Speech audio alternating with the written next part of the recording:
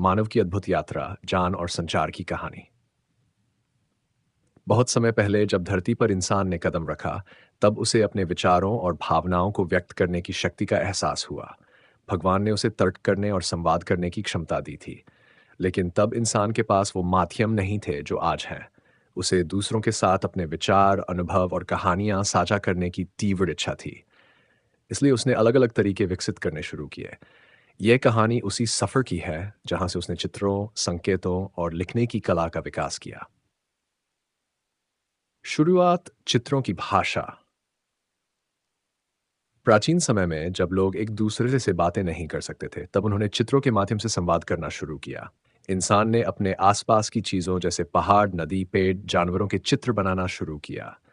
ये चित्र उसके जीवन का हिस्सा थे, लेकिन यह तरीका बहुत धीमा और समय लेने वाला था। धीरे धीरे उसने अपने विचार व्यक्त करने के लिए सरल संकेत और प्रतीकों का उपयोग करना शुरू किया। यह चित्रलिपि हायरोग्लिफिक्स कहलाती थी। मिस्र और मेसोपोटामिया के सुमेरियन लोगों ने इस तकनीक को लगभग 5,000 साल पहले विकसित किया। ये चित्र आधारित लिपि पढ़ने में आसान थी, लेकिन लिखने में मुश्किल। जैसे जैसे समाज ने प्रगति की, इंसान को एक ऐसे माध्यम की आवश्यकता महसूस हुई जो संचार को सरल बना सके। यही वह समय था जब ग्रीक और रोमन लोगों ने अक्षरों की खोज की। उन्होंने ध्वनियों के लिए प्रतीकों का उपयोग करना शुरू किया, जिन्हें हम आज अक्षर कहते हैं।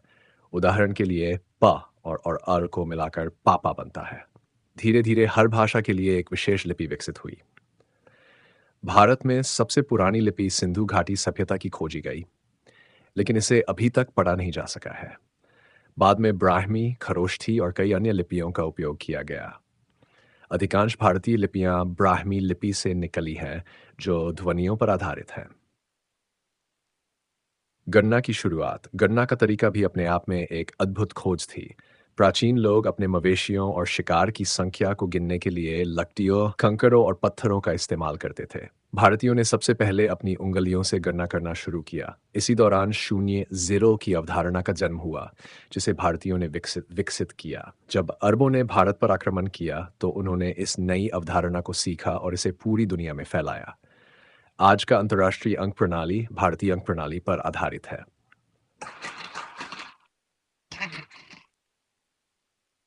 क्या आप जानते हैं कि कागज का नाम पेपायर्स नामक एक पौधे से लिया गया है? प्राचीन मिस्र के लोग इस पौधे की तनों से कागज बनाते थे। पेपायर्स पौधे की पत्तियों को काटकर एक दूसरे के ऊपर रखा जाता था, फिर उन्हें चिपकाकर सुखाया जाता था। लेकिन असली कागज चीनी लोगों ने लगभग 2000 साल पहले बनाया। उन्होंने पुराने कपड़ों और पेड़ों की छाल को पानी में भिगोकर उन्हें सुखाकर कागज तैयार किया। बाद में ये कला बगदाद और फिर पूरी दुनिया में फैल गई। आजकल कागज लकड़ी के गूदे से बनाया जाता है। मुद्रण की क्रांति। शुरुआत में बहुत कम लोग पढ़ और लिख सकते थे। किताबें हाथ से लिखी जाती थीं और ये बहुत महंगा और समय लेने वाला काम था। फिर चीन ने लगभग 500 साल पहले पहली प्रिंटिंग प्रेस का आविष्कार किया, लेकिन ये भी धीमी प्रक्रिया थी। इसके बाद जर्मनी के जोहान्स गुटेनबर्ग ने मुद्रण के क्षेत्र में क्रांति ला दी। उन्होंने धातु के अक्षरों के सांचे बनाए, जिन्हें बार बार इस्तेमाल किया जा सकता था। उनके द्वारा मुद्रित पहली पुस्तक बाइबिल थी। गुटेनबर्ग की तकनीक ने किताबों को जल्दी और सस्ते में छापना संभव बना दिया। इससे ज्ञान का प्रसार हुआ और किताबें आम जनता तक पहुंचने लगीं। मुद्रण कला ने न केवल जानकारी को संरक्षित किया, बल्कि इसे आने वाली पीढ़ियों तक पहुंचाने का भी माध्यम बना दिया। दृष्टिहीनों के लिए ब्रेल लिपि। 19वीं सदी तक किताबें केवल उन्हीं लोगों के लिए थीं जो देख सकते थे। लेकिन मीटवाट में लुई ब्रेल नामक 5 साल के फ्रेंच विद्यार्थी ने दृष्टिहीनों के लिए एक विशेष लिपि विकसित की। ब्रेल लिपि में 6 बिंदुओं का उपयोग किया जाता है, जो कागज पर उठे हुए होते हैं। एक दृष्टिहीन व्यक्ति अपनी उंगलियों से इन बिंदुओं को महसूस करके पढ़ सकता है। ब्रेल लिपि ने दृष्टिहीनों को आत्मनिर्भर बनने और शिक्षा प्राप्त करने में मदद की।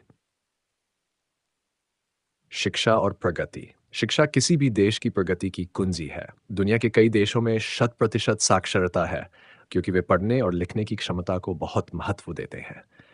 लेकिन भारत में अब भी एक बड़ी संख्या में लोग अनपढ़ हैं और ये गरीबी और पिछड़ेपन का मुख्य कारण है। ज्ञान सबसे बड़ी ताकत है और हमें इसे बढ़ावा देना चाहिए। सरकार भी इस दिशा में कई कदम उठा रही है, जैसे मुफ्त शिक्षा, मिड डे मील योजना, वयस्क साक्षरता कार्यक्रम और प्रत्येक एक को सिखाएं। इन प्रयासों का उद्देश्य साक्षरता दर को बढ़ाकर देश की उन्नति में योगदान देना है। इस तरह ये कहानी हमें यह सिखाती है कि कैसे मानव ने अपने विचारों को व्यक्त करने के लिए विभिन्न तकनीकों का विकास किया और कैसे ये आज तक की सभ्यता की आधारशिला बनी।